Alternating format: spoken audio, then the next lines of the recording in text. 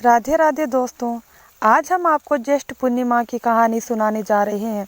अगर कहानी अच्छी लगे तो वीडियो को लाइक, शेयर और चैनल को सब्सक्राइब जरूर करें। चलो कहानी शुरू करते हैं।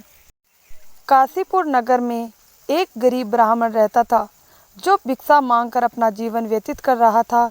एक दिन उसे भिक्षा मांगते देख भगवान विष्णु स्वयं एक बूढ़े ब्राह्मण के रूप लेकर उस गरीब ब्राह्मण के पास गए और कहने लगे कि हे विप्रेसी, सत्यनारायण भगवान मनोवांछित फल देने वाले हैं। तुम उनका व्रत पूजन करो। इस व्रत को रखने से मनुष्य सब प्रकार के दुखों से मुक्त हो जाता है। साथ ही भगवान विष्णु ने ब्राह्मण से कहा कि सत्यनारायण भगवान की पूजा करने और व्रत करने के लिए पूर्णिमा तिथि शुभ होती है।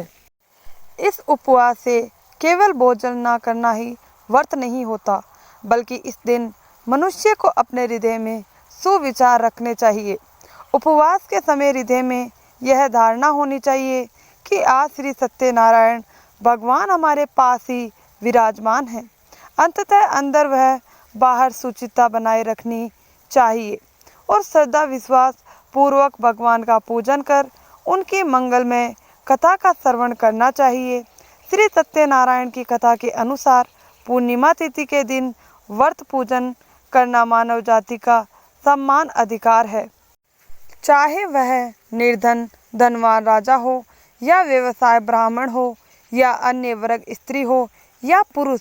यही स्पष्ट करने के लिए इस कथा में निर्धन ब्राह्मण, गरीब ब्राह्मण, लकड़हारा राजा, उत्कुल्लामुख धनवान, व्यवसायी साधु, वैश्य, उसकी पत्नी लीलावती, पुत्री कलावती, राजा तुंगध्वज एवं गोप गणों की कथा का समावेश किया गया।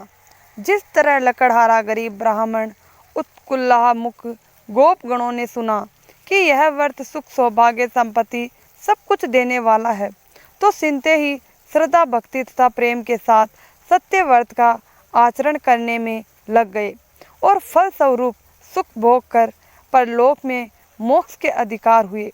भगवान सत्यनारायण की कथा हमेशा संपूर्ण सुननी चाहिए और लिया गया संकल्प पूरा करना चाहिए।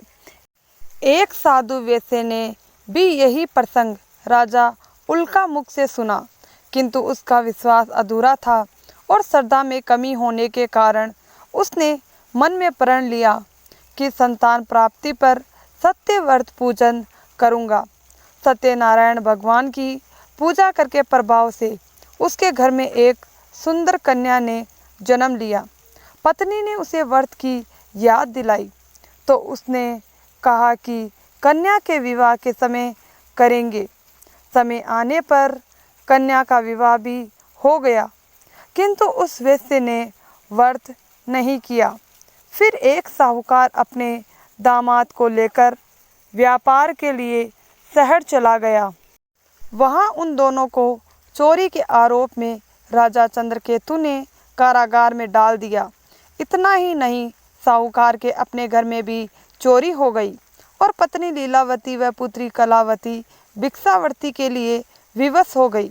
एक दिन कलावती ने किसी के घर में भगवान श्री सत्यनारायण का पूजन होते हुए देखा और घर आकर अपने माँ को प्रसाद दिया।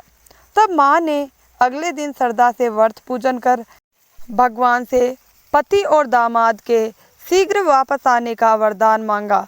भगवान श्री हरि प्रसन्न हो गए और स्वप्न में राजा को कह दिया कि वह दोनों बंदियों को छोड़ दे, क्योंकि वह निर्दोष है।